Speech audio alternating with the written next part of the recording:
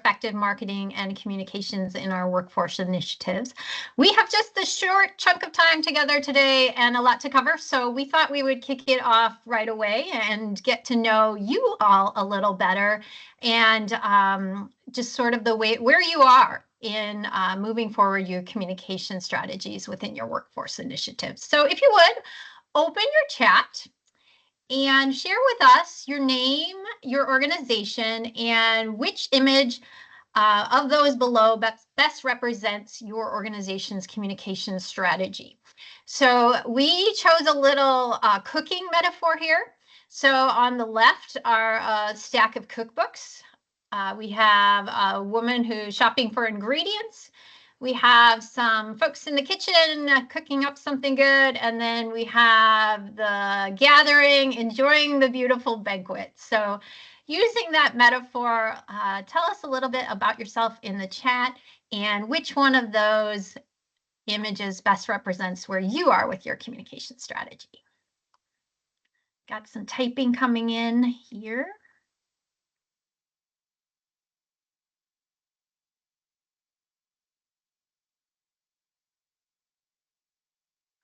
All right, so Kimberly, hi Kimberly, welcome. Kimberly says that she is at the grocery store making a few trips, pulling together all the good stuff to make it happen. Some other folks are typing.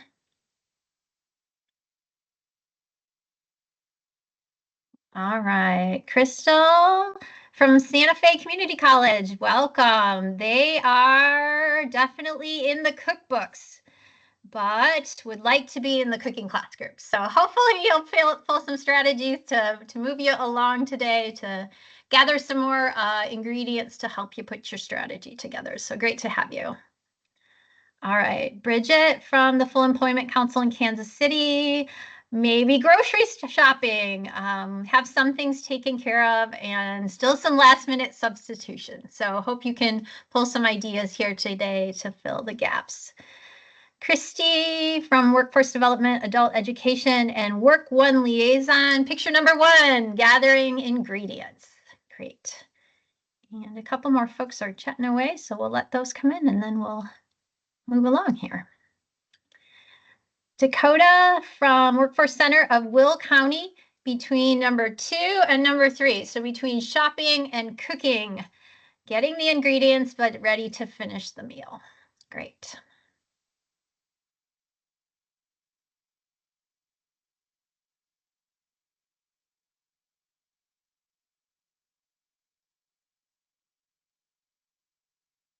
Kelly, finish your sentence and then we'll move along. All right, Kelly's with MUS, and she likes to think that we are conveners. So number 4, yes, putting it all together at the table. Love it.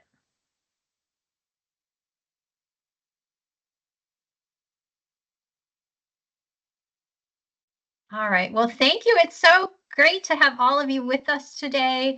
And whether you are just at the beginning and browsing for some recipes, or you've already had this smorgasbord of delicious communication delicacies, we are welcoming you today and the opportunity to really learn and share from one another.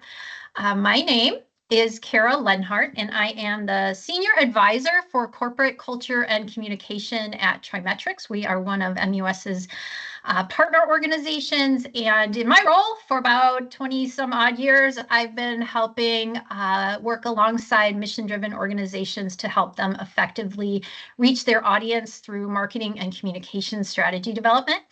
And I have a passion for the ways that we communicate internally to build organizational cultures that work together joyfully and with intention, and so strategize on internal communications as well with our client organizations.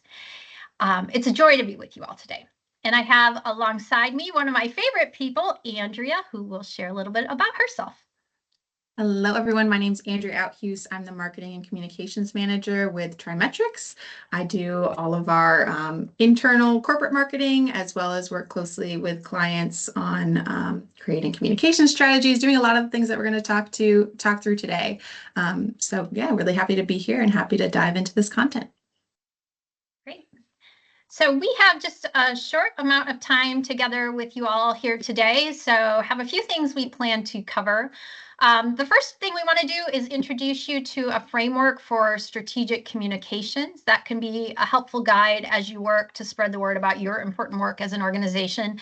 There are lots and lots of frameworks out there, and some of them are crazy complex. But this is one that Andrea and I like to use in our work that we think is fairly simple, but still really effective in helping our audiences, or helping our clients reach their audiences. We are going to talk about the value of speaking to our why, which is so important, particularly in mission-driven organizations, and the strategies that we can use to help us do that. We will outline some essentials for testing and evaluating your communications materials. How do you know what you're doing is working, and how do you pivot when it's not? And then briefly, we'll share a little bit about our organization at TriMetrix and how we might be able to be of support to you. So to get us started, we thought that it might be helpful to make the content a little bit more concrete by giving you a little case study. So Andrea's going to introduce that. Yeah, thanks, Kara. So yeah, we created this case study, Skillsville Workforce Board, which we'll reference throughout the presentation to show how each step of the framework that we're going to talk through can be applied in practice. So to paint the picture a little bit for you, Skillsville Workforce Board has been around for quite some time. They have a really solid foundation, but they're looking to grow so that they can reach more people in their community and increase job placements. So their challenge is that their current messaging and branding feels a bit outdated. It doesn't really resonate with the younger audiences that they're trying to attract. And so we're going to work with them together using this framework to rethink their communications. We're going to come up with some fresh new messaging that will attract their target audiences, and they'll build a plan to reach their audiences in the most effective ways. And Kara's going to try hard to say Skillsville because it's hard to roll off the tongue. Skillsville. But we'll do our best. All right, and now I think we can hop into the framework. So if you want to move to the next slide, we have 4 steps that we'll walk through and go through each of these in more detail, but to sort of set the stage, step 1 is articulating who we are. So we'll talk about a little bit, Kara already mentioned the why behind our work. We'll discuss why this is so important to identify and share some tools that could help identify your why. Step 2 is articulating what you do and for whom. So we'll discuss how you can identify your target audience and then go beyond that and really paint a picture of who they are, get to know them a little bit. Step 3 is adopt and cheerlead your core messaging. So we'll talk through how to create core messaging that effectively communicates your services and values to those audiences that you identified in step 2, talking about your why that you made in step 1. So they'll really start to build on top of each other. We'll talk through in step 3 about how to get everyone on your team on board and well versed in your core messaging so that everyone's saying the same effective messaging all together. And then step 4, we'll identify and execute strategies. So this is where we'll tie it all together and talk about how to build and implement a communications plan to get your messaging out into the world. And then as we mentioned, after each of these steps, we'll come back with our case study and look at how Skillsville Workforce Board is tackling each one of these in practice. So Kara, you can take it off and dive into step 1 for us. All right. Thank you, Andrea. So again, there are lots of frameworks out there, but we find this one to be fairly simple, but also useful in our work with our clients. So one of the mistakes that we often find with a lot of our clients is that they jump right into the what of their communications before they do the legwork around the why. So if you go back to our metaphor with our chefs, right? They are like in the kitchen, at the counter, pulling whatever is available from the cupboards and the fridge, right? But they haven't necessarily started with the cookbook, or they haven't pulled together the ingredients. And it's a common mistake, right? Like they're eager to get in there and start generating the website. They're eager to get the flyers out and be on their social and shouting out to the world what they do, but they haven't necessarily done the legwork. And it can be really tempting, right, to start communications planning with our what, particularly if we've got deadlines and we need to move really, really quick to get things out. But taking some time first to get to the heart of why we're doing what we're doing is so very important. And we wanted to share a little video with you all to show you why matters. So I'm going to... Wix gives you the power of AI to build the website you need. With full business functionality Give our ad and a design tailored just... How do I know? A lot of people, when they think of the phrase, how do I know, they always want to put the what behind it. How do I know what I'm supposed to do? The question that you really should ask is, how do I know why I'm here? Because when you know your why, your what becomes more clear and more impactful. If you know, like for instance, people know that I do comedy, but that's what I do. My why is to inspire people to walk in purpose. So I can do comedy, I can write books, I can be in a movie, because all of it is motivated by my why. In fact, I have a new web series out called Michael Jr. Break Time. We probably just did the 6th episode. It's on YouTube. So every single Wednesday at 3 o'clock, we drop a new episode on YouTube of Michael Jr. Break Time. What it is it's me. I travel around the country and I do stand-up comedy, in case you didn't know. And in the middle of my comedy set sometime, I'll stop and just talk to my audience. And we've been filming this, and it's pretty cool. So we're in Winston-Salem. I'm gonna show you a clip from Winston-Salem. And I'm just talking to this guy in the audience, and he tells me that he's a musical instructor at a school. So I was like, all right, you're a musical instructor, can you sing? Let me hear you sing a song. So this is what happened at the last episode of Michael Jr.'s Break Time. Check it. So you're a musical director? Cool. Yes, sir. All right, so let me get a couple bars of like Amazing Grace. Can you do the first part of that? Go ahead. Amazing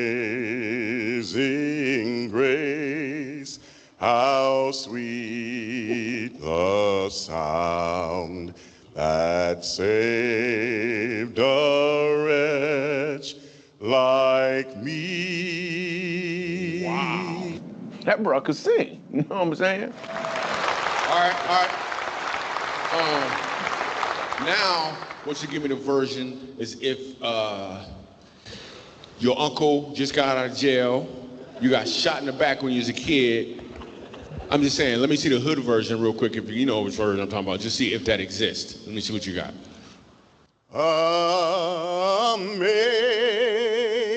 Amazing grace, how sweet the sound that saved a wretch like me.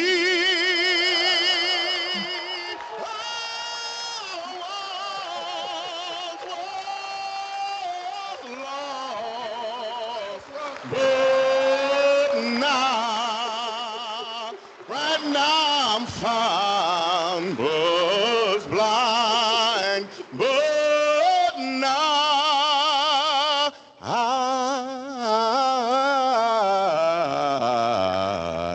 I see.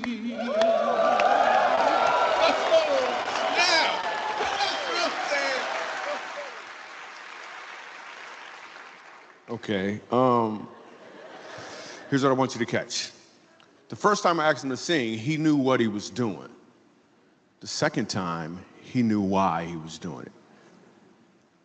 When you know your why, your what becomes more impactful because you're walking towards or in your purpose.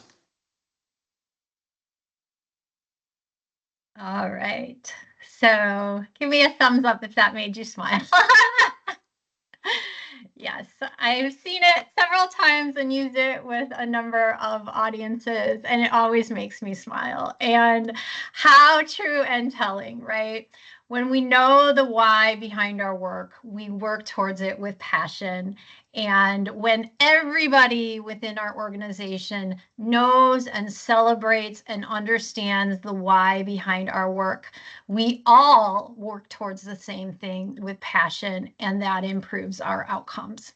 So I wonder, and I assume because you all are in work that's really impactful in your communities, if you thought about and can describe your why. So in the chat, if you would describe the why of your organization in 3 words or less, that's all I'm giving you, 3 words or less, tell us the why of your organization.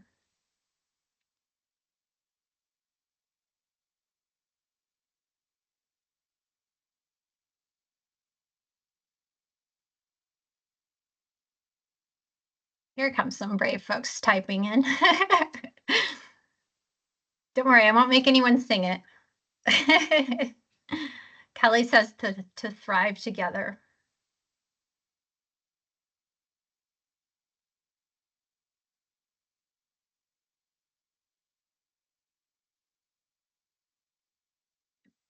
Christy says empower adult learning. Kimberly says uplifting the early childhood workforce. It's 4 words, but I'll give it to you. Crystal, workforce behind the workforce. Excellent. So Stacy says amplifying workforce system voices. Madeline, opportunity through connection. Excellent. So I would encourage you, if you haven't yet had a chance to think hard about your why and getting there succinctly, to give that a try. So if you haven't yet thought hard about your why, but you have a strong mission and vision, one thing you can do is start there. Start with having staff pull out and identify words or phrases in your mission and vision that really speak to the heart of what it is you do and why. And it's always wonderful, I think, to see that you'll see common threads coming through for folks. So if we went back to our case study that Andrea introduced, and we asked Skillsville's workforce board, let's say Andrea and I were working with them to help build their communication strategy. One of the next things we would do with them in this step of our framework would be to invite their staff to identify core organizational values. So one of the ways to do that is just to give them a list of values. And there's a bunch of tools online that can help you to do that. I'm going to share just one in the chat that you can use. It's just a big list of words. And what you do is you have staff go in and circle the words that they feel really speak to the why behind the organization and gather those and sort of tally them. And you can get a sense of what are some of those like core values that are shining through in your organization. So with Skillsville, they did that. They tallied and identified the values and a few top 5 with similar themes. And then they worked in small groups to discuss how those top 5 may play out in their everyday work, and compiled and shared their organizational values and definitions. So one of the most beautiful things of this step of our framework is that you come together with this defined list of organizational values that serves as a foundation. So there's an example here that comes from TriMetrix, from our work on this area. We are people-focused, innovative, adaptable, and here to make a difference, right? And there's little descriptions of how we do that in our work.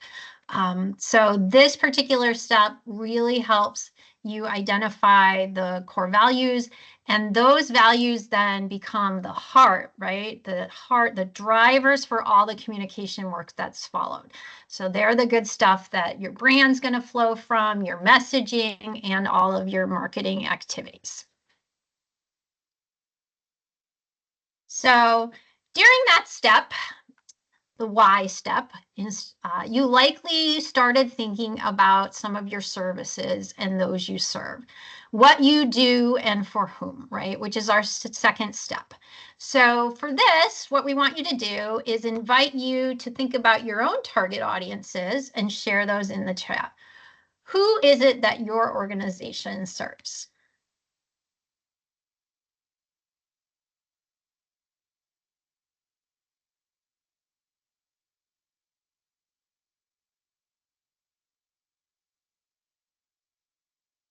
Well, folks starting to chat in.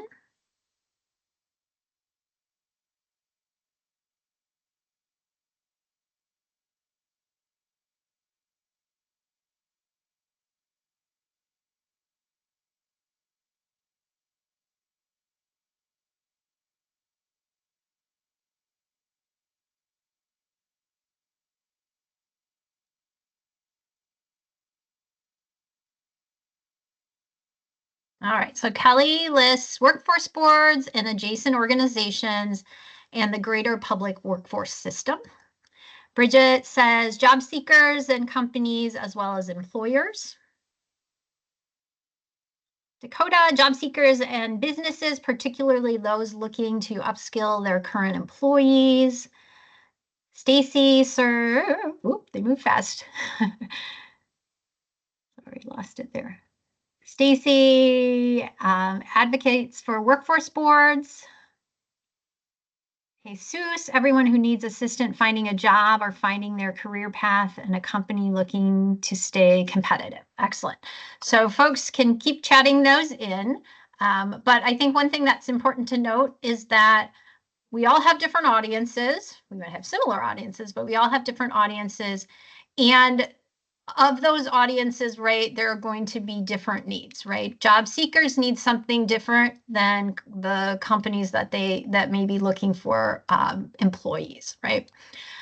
So here are some questions that we would encourage you to think about as you think about the audiences you're serving. So, and again, you'd want to break those down for each sort of segment, each sub-audience type. So what strengths do your audiences bring? I always encourage folks to start from a strengths perspective. You know, what is it that what skills do those folks bring? What's their culture and background? What sort of enthusiasm are they bringing? You know, what are the gifts that they're bringing to the space? What are their needs, and how do your services help fill them? What other organizations are out there that they may rely on for similar services, and how might those organizations be different from you? So in the for-profit world, right, we would call this something like a competitor analysis. But in mission-driven work, these are often our partner agencies or organizations, right? And what we need to do is think about how we might set alongside those organizations as a support for our audience, right? We don't want to necessarily duplicate services. So how is it that our services are unique? How is our organization unique and set apart from others? And we often will map that out for our clients to kind of look at and consider. Where do our audiences tend to get their information from, right? What are they reading? What are they following? Where are they? Where are they exposed to messaging? And what messaging is most appealing to them? So ways that you can get to that last bullet around messaging that's appealing are to consider interviews and focus groups. So that's a really good way to get to know your audience a little better. Ask them, where are you getting your messages? What do you tend to read? What are you looking for? Where are you in a given week? What are you exposed to? What's exciting to you, right? And staff, obviously, are a really great resource as well, particularly the staff that are working directly alongside your audience members. From there, you're going to document what you learn to create a set of audience profiles. And again, if you've got 5 target audiences, you may need 5 different audience profiles. If you've got 2, you might need 2 audience profiles. And so if we go back to our Skillsville Workforce Board, let's pretend they're working alongside TriMetrix for this step. The first thing we would do is have them invite staff to identify the various audiences they're looking to reach, just like you all just did in the chat. We would talk together through those audiences' needs, and then we would conduct interviews with people within each audience to learn more about them, right? And I think the important part here is that is all documented, right? So an outcome for Skills Build would be they would have this compiled list of their target audiences, details about each audiences, And those details help drive decisions about marketing and communications efforts. So oftentimes we get folks who they have all that in their head, but it's not down in any one place. And so it makes it hard to kind of reference as you're working through steps to develop materials.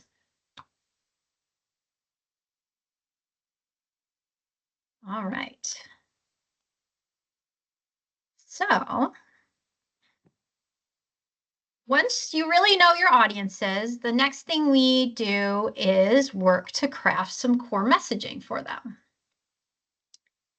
So in this step, for each audience type, we would help work to write succinct messaging that's appealing for that audience type.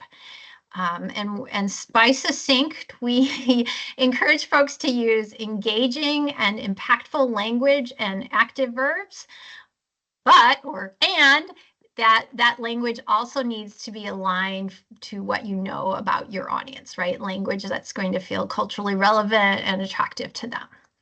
And we would encourage you to review that language with members of your audiences as a way to assess it. Over time, you're going to build out core messaging for each service or set of services that you provide for each audience, and document it, right? That's the step that sometimes gets missed. Document it so it's all in one place. You'll find yourself, and we always find ourselves in working with our clients and in our own internal marketing development, returning to that core messaging again and again and again. It's the building blocks really for every kind of communication tool that follows.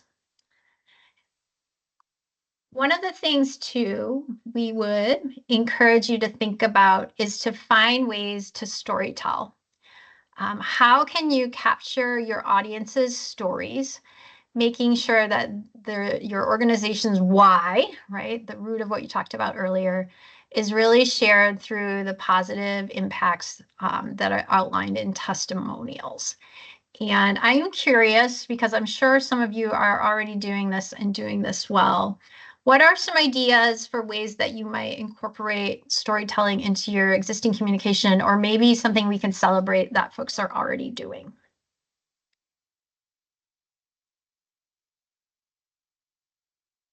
See some typing, so I'm excited to see some ideas and celebrate some exciting work happening in this area already.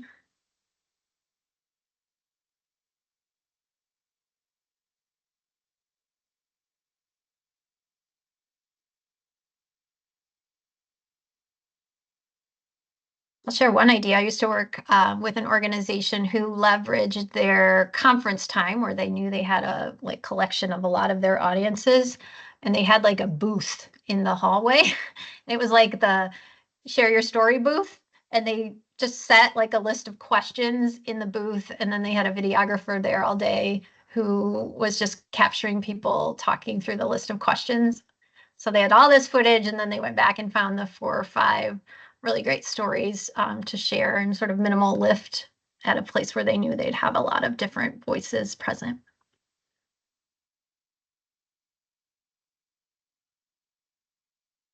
Dakota says we share job seeker-based and business-based success stories on social media, as well as highlight them in newsletters. Excellent. Crystal says we add quotes from participants to their 1- and 2-pagers, inviting students and employees to present at conferences with Crystal, and workshop documents with the advisory committee. Love that. Love that. Kimberly says stories and newsletters and quotes from partners on social media. I've seen some of that good stuff. Christy says past student experiences and the value that their HSE brought to their lives, family, and job. Yes, excellent. And again, our audiences can tell our why in a way that's often more impactful, because they relate directly to our target audiences, right? So any ways that we can work to storytell can be a really strong addition to our marketing efforts. Okay, So once your core messaging is creative, you've got your great stories working for you, it's important that everybody in your organization adopts your core messaging. And this is something that sometimes organizations miss. We see that a lot in our clients.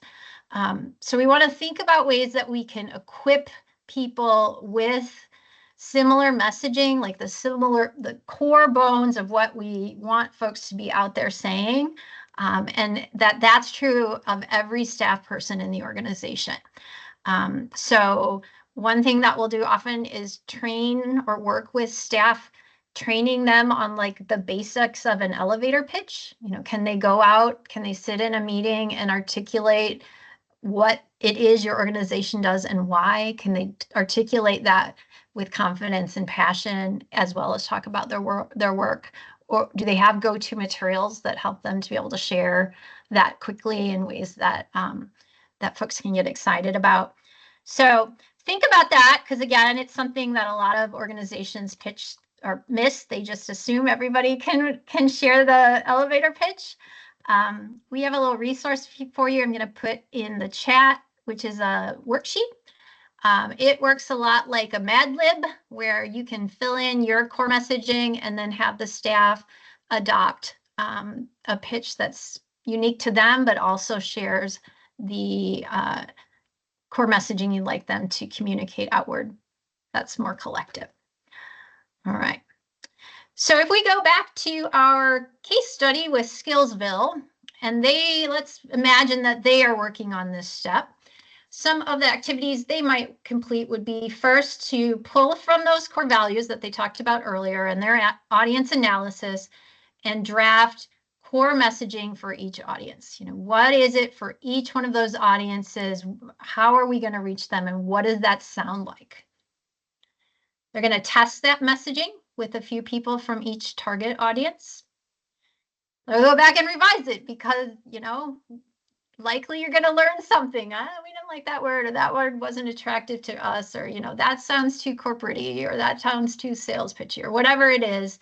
Go back and revise. And then they're going to train the team on the outcome, right, on the core message. So their outcome would be that they have effective shared core messaging that's used not only for their communication and marketing materials, but important, it's consistently communicated by their team. And that team, every time they're out and about in their communities, representing the organization or just standing in line at the grocery store, are articulating the same message from the organization. All right. So at this point in time, you're ready to move to the next step, which would be to start actually identifying the strategies, right? This is the cooking part, and spreading the word. And Andrea is going to take it over to talk us through that. Yeah, so step 4, identify and execute strategies. And I have a poll question. If you want to go to the next slide, Kara. Or not a poll, raise your virtual hand. So you should have the button on top that says raise hand. So if you could raise your hand if your organization has a communications plan or something like that, some sort of, as Kara was emphasizing, a written down document that outlines your communications priorities for the year and how they'll be executed. All right, we have 4 people. So a few of you have that, you can put your hands down. Thank you. So we'll hop into this, and this will be some really great information for y'all. So now you've clarified your why in step 1, you've identified your audiences and painted a clear picture of them, really thought through what their needs are, how they get their information. You've developed your core messaging and trained your team in how to use it. So the next step is figuring out what to do with all that messaging. How are you going to get that to the people you want to engage with? And this is where a communication plan comes in. And this communications plan will help lay out your strategies, your channels, your content, and next steps to get that out to your audiences so you can connect with them in meaningful ways. So some things that you'd want to consider when you're identifying your communication strategies are the needs of your audience. So what kind of information are they looking for? What are the key messages that they need to know? They can't know everything, so you have to really funnel that down, and what would they be most interested in? What is the most impactful messaging for them to know? And you would lean on those previous steps of identifying them, creating that core messaging, and just sort of spice it up if you're trying to grab their attention. You'd want to consider the channels that will most effectively reach your audiences. So this could be through social media, finding which platforms on social media your audience are on. Could be newsletters, it could be printed materials like flyers, it could be billboards, it could be advertisements on buses or radio ads on Spotify or videos on YouTube. You would likely use a mix of a bunch of different channels that you have access to and that makes sense for your audiences. Partners, you'd want to identify partners who can amplify your message. This is a really great way to get your message in front of a whole new audience.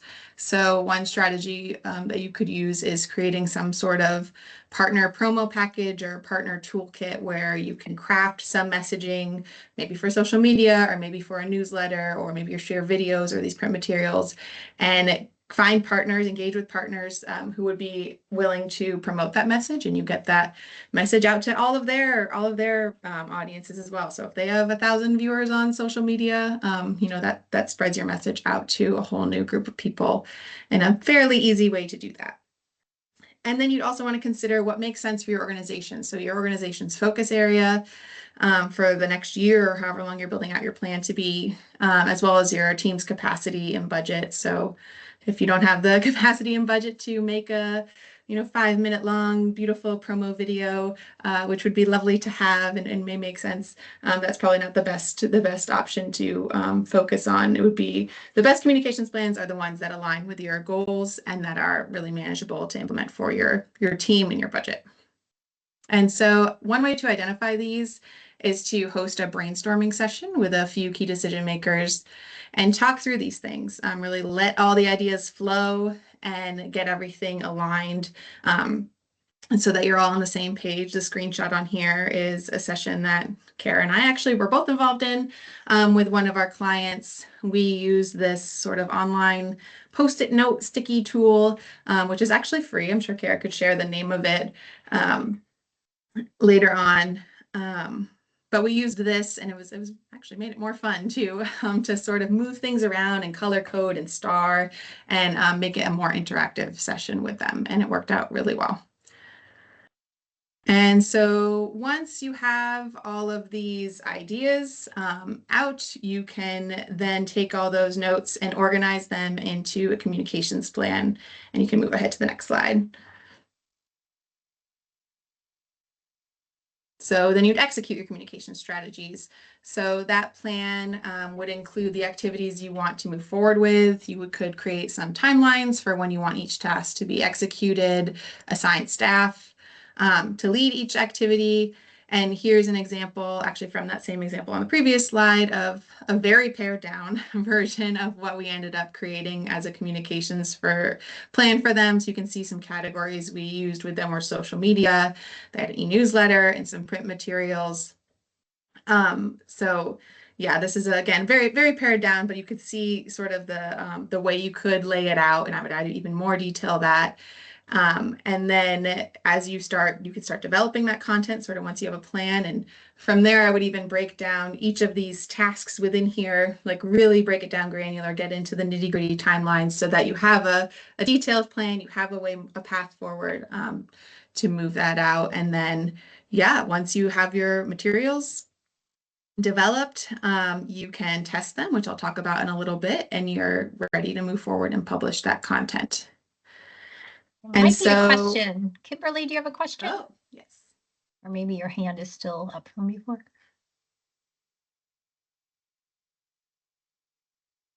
Maybe not. Go ahead. Sorry. It may just be up from the activity earlier. So if we move forward with our Skillsville workforce example, so they had their brainstorming meeting with their core team members. They used an online whiteboard program to map out all the points that I mentioned a couple slides ago, their audiences, their goals, their channels, their partners, and more. And they all came to an agreement on what these items were that they wanted to move forward with, and they had everything they needed to start building their communications plans. And so their outcome was that they built their comprehensive communication plan, and it included all the specifics around their communications activities, timelines, assignments for the year to come, and they went ahead and started executing that plan.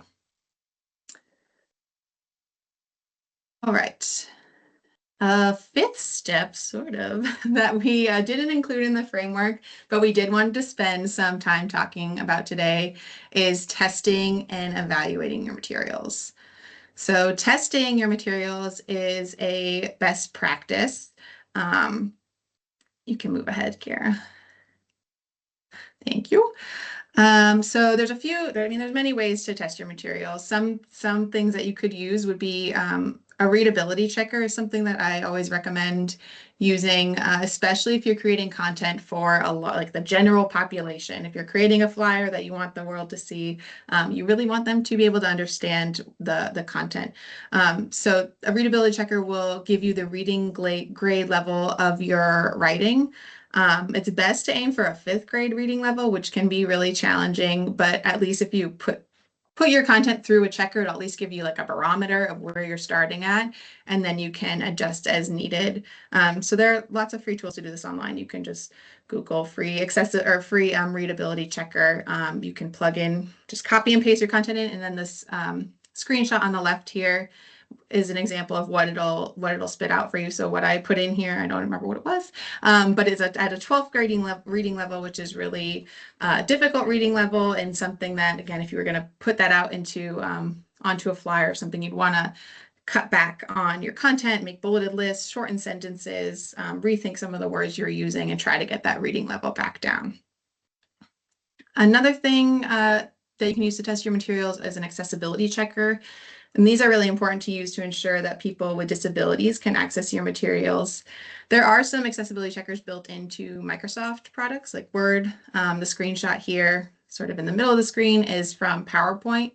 And there are also tools online you could use, but that'll check for things like color contrast, font size, and legibility to make sure that your font is legible, alternative text on images, table structures to see if those are accessible in the way that they're set up. And then a third way to test your materials in a different sort of way is user testing. So this, you could send out a survey, you could get user feedback, send a survey to a few people within your target audience and get their opinions to make sure that your key messages are coming across okay. Maybe that your imagery is resonating with them, that your layout makes sense, it's easy to navigate whatever you're sending. You could also do A/B testing, so you could create 2 different versions of a document or a graphic or writing for a social media post, send that to your audiences and see which they prefer, which one resonates more with them. So those are all really great ways to ensure that your material is resonating with your audiences. Sometimes the hardest part of that, it can be identifying audience members, depending on what your job is. I know at some previous jobs we were just using the same people over and over again, so then our non-biased audience kind of became biased because we used them so much to help us out. So that can sometimes be the hardest part, but if you have access to your audience, a really great thing to do, just send some things over and get their feedback. And then, so the testing you would do before you publish any materials, and then evaluating would be once your materials are published. You can evaluate them to see how effective they are and if they're reaching your audience. So you can move to the next slide. And so there are a lot of free tools that can help you do this. For websites, you can make an account with Google Analytics, or sometimes on the back end of a website, Google Analytics is already incorporated in there. So you can go to the back end of your website and see all the data of how many people are visiting your page, how many times your pages have been viewed. It can show links that have been clicked on. So what's the most popular link that you're sharing out. For social media, each platform has a tab on the back end, on the business side end of it, for analytics. And so that's also easy to pull from. You can sort of change the dates and figure out what you want to see. But what you want to look for is trends in that data. So you can choose a cadence for pulling the analytics and see how they change from either if it's month to month or quarter to quarter. It's helpful. I find it really helpful for social media. You can see over time, like what types of social media posts are most popular. You can see if a certain posting time of day, or day of the week is more advantageous for your firm to post for, your organization to post for. I know for TriMetrics, we always get the most engagement if we post about jobs, and when we post about job openings, and if we post we include pictures of the people behind our organization. If we include staff that are, when they're going out to conferences, or if they're ahead of a conference, if they're presenting and we include their image in there, we always get really good engagement on those posts. So that's important to track it. You have access to it, so actually tracking it and sort of seeing how it changes and seeing if you can find those trends. For one of our clients, we created a report like on the right here on the screen, so you can see they had a really big spike in February with the total visits to their website. And we looked back at, sort of thought through like what happened in February. We had a couple webinars. The staff went to a few conferences. So that makes sense that there was that big spike because our name was really getting out there. We also I pulled the LinkedIn statuses or LinkedIn stats for new followers, page views, and the most popular post, and then pulled some information on their newsletter. And then with all of that information, so you can put it into a report like this. Doesn't have to be fancy. It can be a lot more pared down in just a Word document. And you can share that out to people within your organization, leadership within your organization, to help propel marketing and communications efforts moving forward. All right, so if we check back in with Skillsville, their team explored testing tools and strategies, and they analyzed their Google Analytics, MailChimp, and LinkedIn data. And the outcomes for them were that they added testing to their materials creation process. So they'll start using a couple of those checkers and do user testing when possible. And then they developed a monthly digital analytics report that's shared with leadership to guide their efforts. All right, we can move ahead. We've given you lots of great information, and I'm sure that tomorrow everyone will just start jumping right in and just getting to work on analyzing their communications efforts. But most likely that's not the case. You might have some other things on your plate. We hope this was really useful and that you can take this back to your teams and implement this, but we also recognize it's also a lot of work and isn't going to happen overnight, but TriMetrics can help if you are so interested. So at TriMetrics, Kara and I both work for a team called the Center of Excellence for Learning Resources and Communication, which is very long, so we use LRC for short. We work with government projects at the federal, state, and local levels, and we also work with nonprofits and small commercial organizations. We're working with 2 universities right now, which is very fun. And we do creative marketing and communications work with them.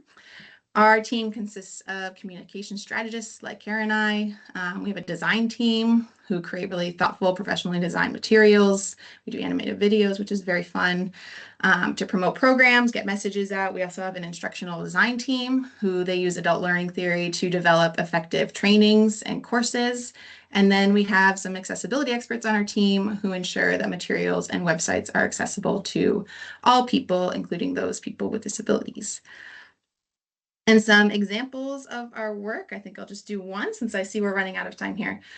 So here we worked with the University of Missouri, Kansas City, their Institute for Human Development. And their organization was growing really, really quickly, and they needed some help refining their core messaging and branding, as well as creating a communications plan. So we really walked them through. Some of the examples that we shared in here were from working with them. And we walked them through a really similar process, what we did today of using that framework and the Skillsville example. We got to know their program, work closely with their team, create customized messaging for each of their audiences and each of the programs within their program. We created both internal and external communication plans, and then we redid their branding. And then once we had all of that, we helped them create some of these resources on the right here, some flyers, some infographics, so that they can show all that off and have they had everything they needed to move forward with a fresh, clean look and messaging that resonated with their audience. And that's it. I know there's another example here, but I know we're at 10 minutes left, so I'd love to save room for some questions. Excellent. Well, thank you, Andrea. Again, a whirlwind walkthrough of a communications framework, but one that we love and have found really effective in our work with a number of mission-driven clients around the country. So I wanted to pause now and take some time for some questions, or if you don't have a question, maybe something you're wondering about or something you'd like to try based on what was shared today, or maybe another idea that popped in that was sparked from our conversation. And feel free, if you want to come off mute, that's welcome too. A small enough group.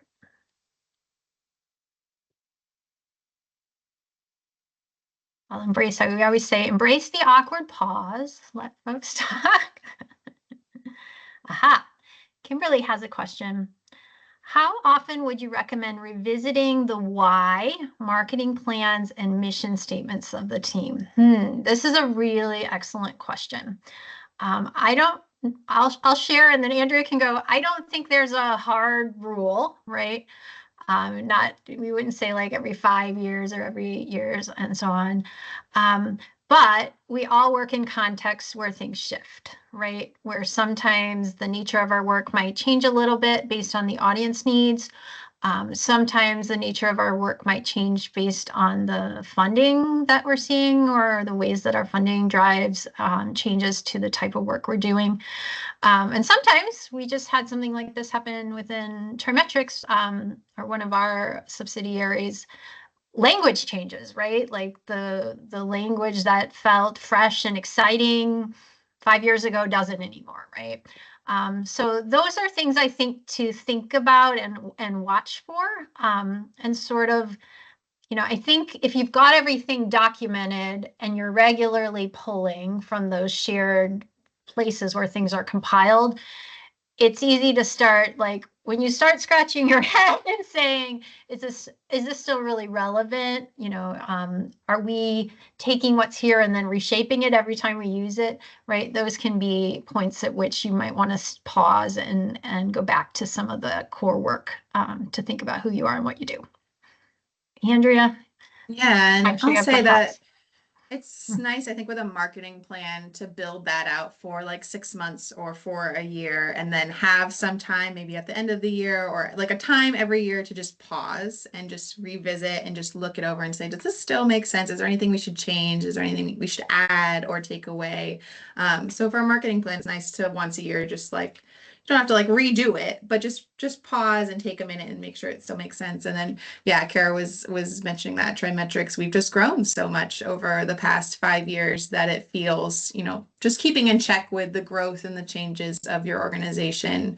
And maybe it gets to a point where, we've doubled in size. Maybe we should take a look at our mission, our why, our marketing plans, our website, all of that, and like see, just feel out what some next steps to update that could be.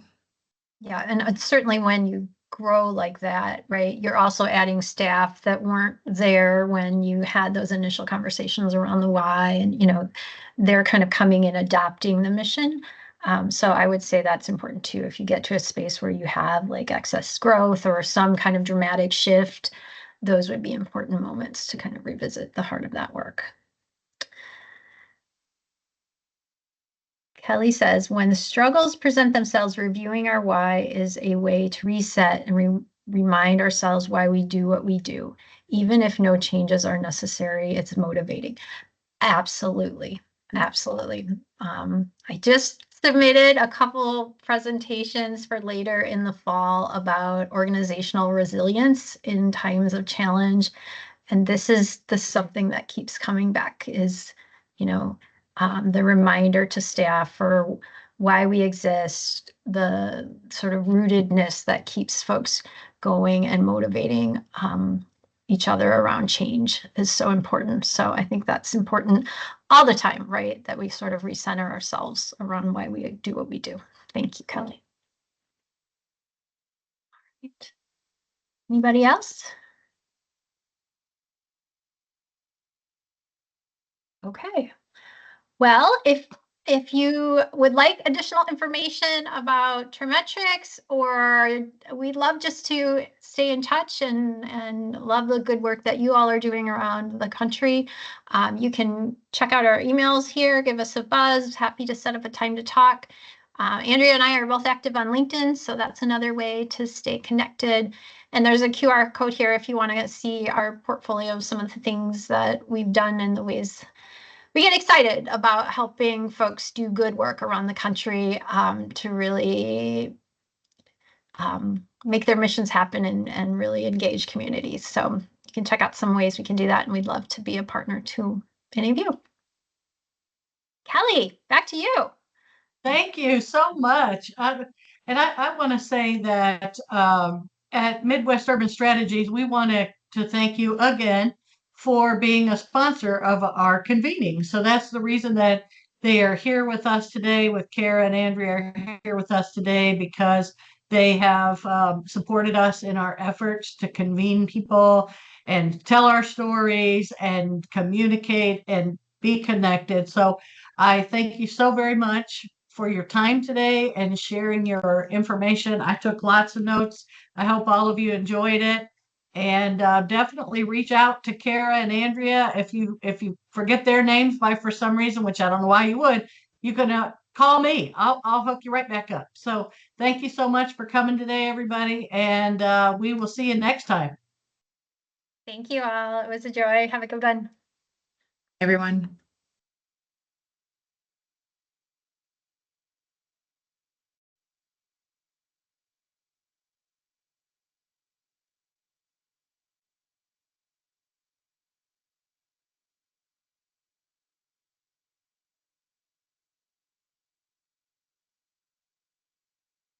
I was going to move that person, but I can't do it.